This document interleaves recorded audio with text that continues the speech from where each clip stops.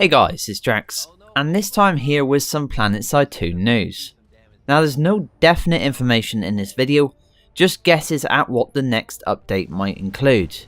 And the guys at Daybreak have actually put out a teaser for this one, so if you haven't seen it then this video will clue you in. They shared a post on Facebook, Twitter and on the PlanetSide 2 homepage last night including this picture. The text read, "We have a major test update and livestream on the way next week, stay tuned." And under that it had the hashtags critical mass and continent locking. Now this seems like a pretty big deal, as not only are they calling it a major test update, they will also be doing a live stream for it. So in this video, because I'm pretty excited for this to see what happens with the game with this update, I just wanted to take a few minutes to analyse the picture and see what this possibly could add to the game. Some of these things will be just guesses and some of these things I know for a certainty.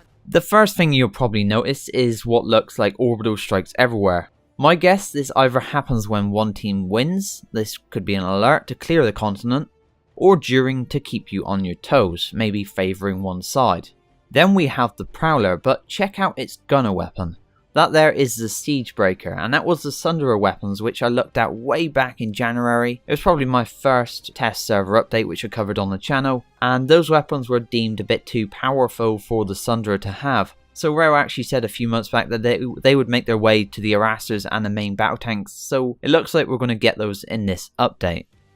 And I guess our final point here is the weather, or to be more precise the skybox, which is in theme with the devastation. The sky has turned reddish in colour. Now this won't impact performance, but it gives the scene the correct feel, and we saw that Rare was working on this just over a week ago. I think he released a picture on his Twitter to say that the weather looks slightly different, so we can see where this comes into effect now and where it plays in with the game. So thinking about those hashtags, we had critical mass and continent lock-in. And Rare said about that hives will be changing so that they don't lock active continents like they do currently, and this will probably play into this update in some way.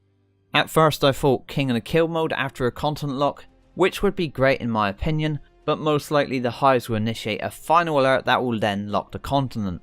Maybe, like I said, even favouring the faction that triggered it. Currently construction doesn't really have a positive impact on the game, but if the hives had more importance placed on them, then construction could play a bigger, meaningful role. And so that's it for the news, but I thought I'd just put this together to share my thoughts with you guys. I'm looking forward to seeing this update on the PTS, and I will of course keep you informed when the update is available to test. Hopefully you have found this video helpful and informative. Any thoughts you have, please share them in the comments. Thank you for watching, don't forget to subscribe to stay updated, and I will see you next time.